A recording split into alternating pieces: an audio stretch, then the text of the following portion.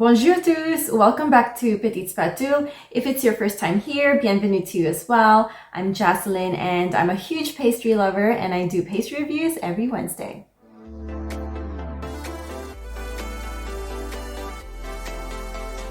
I know, I have been MIA for the past couple of weeks. Work has just been so busy. I was doing a lot of transitional preparation as I end my Parisian adventure. That's right, my work in Paris has finished. So for the past couple of weeks, I've been wrapping things up at work and I also have to move back here in Lons-le-Saunier where I live. It's in the east side of France, just in case you're curious. But don't you worry, during those weeks where I was super busy, I still managed to squeeze in some pastry adventures and I filmed all of them and I'm gonna share all of them with you. If you have seen my last video, my last pastry review, I tried Philippe Conticini's Tarte Saint-Honoré and I was completely blown away by it. Simply because the components of that tart were the basics of pastry, but he's done it so well, making that tart extraordinary. It made me basically want to go back to try his other creations, which I did. I actually went back 2 more times to his boutique. So this video is actually going to be a collective Philippe Conticini pastry review. So without further ado, I won't let you wait. Let's go ahead and get straight into it. So let us start with one of his signature desserts, his Parry Breast, and I tell you, it's insanely delicious.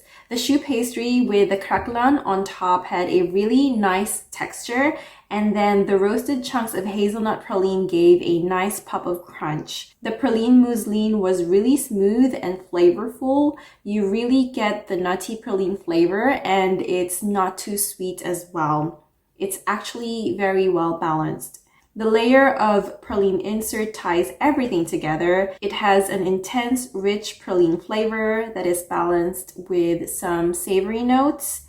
The Parry Breast is a classic French pastry, and Philippe Conticini didn't do anything gimmicky to make his version of the Parry Breast. He simply respected the traditional flavors and just made everything to perfection. All in all, hands down, the best Parry Breast ever. Next is the lechota. This dessert is a tribute to the little town called Etretat in Normandy. It is basically an apple caramel dessert with a really great twist. At the first bite, I instantly got the sweet flavors of apples that is married perfectly with notes of ginger. The almond caramel base is nice and crispy with some hints of either cinnamon or ginger. I'm not too sure, but it's definitely delicious, whatever that flavor may be. The biscuit of cocoa noisette has a soft texture and a balanced mix of coconut and hazelnut flavor. I loved the mini crunchy coconut bite texture this element gave as well. The caramel mousse is light and it complements the flavor of the apple ginger compote in the center. It has a dark caramel flavor, which means it has a pleasant balance of bitter and sweet. This dessert is worth trying. I loved it a lot. If you're not a big fan of ginger, perhaps try this pastry with caution. I have to say the ginger notes of this dessert plays a big role in making this dessert extra special. I think Philippe Conticini done it really well. Even if you're not a fan of ginger, you'd love this dessert. Last but definitely not the least is the tarte citron, or his lemon tart. Again, another classic French pastry, and I know that I'm repeating myself already, but this is another example of basic done extremely well. Philippe Conticini used a sweet crust almond pastry. The pastry has a yummy, toasty almond flavor and is really crispy with a nice caramel color.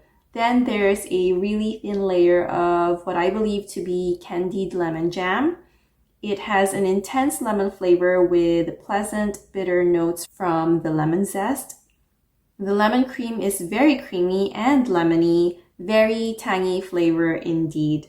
The Italian meringue is very light and surprisingly not too sweet. Usually I would shy away from a lemon tart with meringue, even though it traditionally comes with it, because I just find it overwhelmingly sweet and it kind of ruins the zesty lemon flavors. But this one is so well balanced.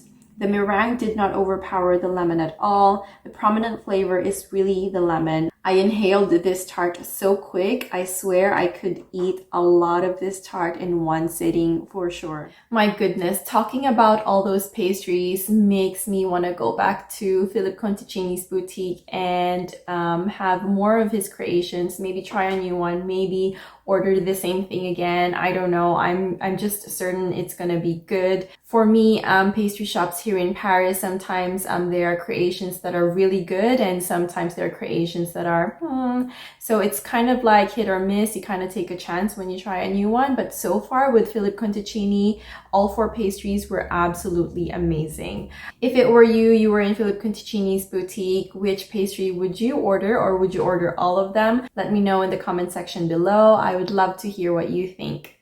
Anyway, that's it for this week's pastry review. I hope you guys enjoyed it. I will see you again next week for another video. À la prochaine, till the next one.